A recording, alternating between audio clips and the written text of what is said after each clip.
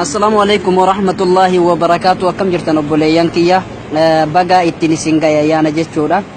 Meedhaamsa obbolummaa takka qabna.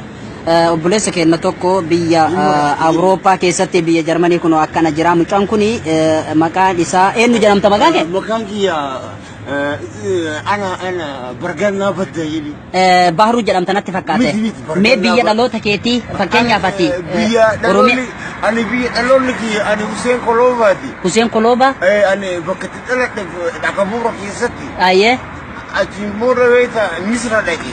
Mee obboleeyyan kiyya sinuunti keessanuu mucaa kana sheer walii godha biyyi amma inni itti argamu Awurooppaa biyya Beeljeem jedhamtutti. Mucaan kuni qoyi lafeetti qoyi. Mucaan kuni kunoo abboo eeshi haya hin callisu. Haadha san. Eeshi dubbadhu hayee. Ani kan argamu amma danfara jaffalaa keessatti beektaa. Hayee. Hajjaasuus tokko waloluu barbaade beektaa. Hayee. Ayyiboo tokko erganii beektaa. Hayee.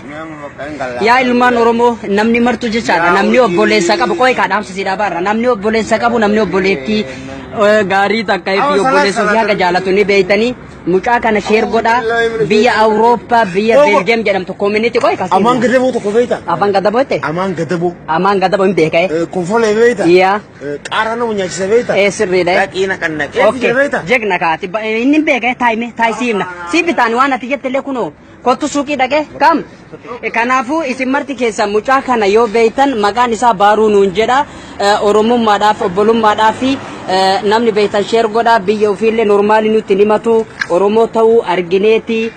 Akkuma san ammoo biyya isaa nutti himachuu hin dandeenye haadha abbaan isaa barbaadatanii yookiin koomunitiin Oromoota biyya Beeljeem keessa jirtu hundi lakkoofsa yookiin ammoo feesbuuka kiyya kanaadhaan namuu akka dubbisanii mucaa kana nama isaa itti soqan argitanii dhaamsa isinii dabarsina.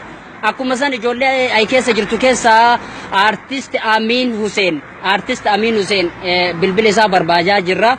Kanaafuu isin marti keessanuu sheer waliif godhaa obbolummaa jechuudha.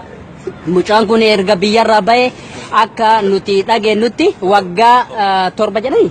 Waggaa 7 jedhanii Jarman dhayxee jirta ati tanaan dura. I don't know Jarman dhayxee jirta. Akka jechaatitti Jarman illee dhaqee achirraa illee dhufee okay shi haa ta'u hayyee haa ta'u. Tole hin nyaannu. Kanaafuu mee sheer waliif godhaa obboleewwan keenya hundumtuu ilmaan Oromoo hundi keessan jechuudha. Kanaafuu mee Baharuu waan ati jette san sii bitami amma kee sii bita. Mee fakkeenyaaf ati Oromiyaa keessa eessa fa'a mee namni keessan yookiin abbaa kee fa'a. Nindeemna. Sirbaa miti. Sageeffadhu. Eeshi hin dhageeffadhu. Nindeemna. Addis Ababa. Kanaafuu dhageeka sii bita waliin deemna. Ijoollee Shaashamaneeti.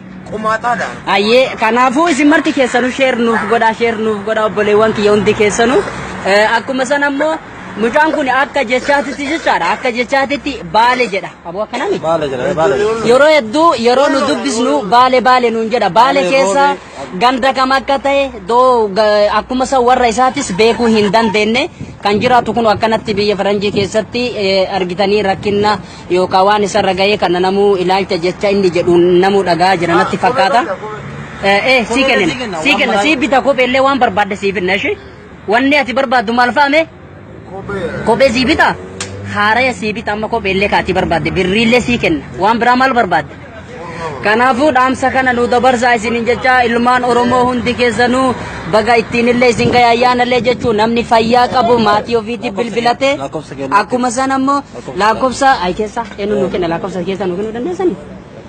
Lakkoofsa Beeljeem fidhamee eenyu lakkoofsa Beeljeem nama irratti bilbilanii yookiin lafa lakkoofsa isinii kennina akkuma san namni fayyaa qabu takka guyyaa akkanaa kana guyyaa gammachuu guyyaa argitee ilma muslima maraatiif maatii dubbisan inni kun waan haasa'uu fi waan godhataa jiru namuu hin beeytanii nu marti kenna dalaganneetiniin fayyaan maatii kennaa fi of jijjiirree galla jennee namni marti nu argitanii biyyarraa bayaa fayyaan ammoo bakka itti namatti dhuftu namuu hin beeku du'aa fi fayyaan takkaadha yookiin ammoo du'anii du'a saniinuu dhokachuu wayya osoo jira waggaa kana guutuu maatii ofii wallaalanii akkuma san biyya ofii hin beeku warra ofii hin beeku bilbila isaanii beekee nuun himu kanaaf akkana nama gootii fayyaan biyya ormaa keessa maraatanillee biyyuma ofii keessatti bareedanii du'anis duuti biyyuma ofiitiin tolti isiniin jedha ilmaan Oromoo sheer walii godhaa isin marti keessan namni obboleessan qabnen jiru namni biyya namaa keessa ammoo gadi bahee jiru ilma biyya namaa takka hin beeyne jiru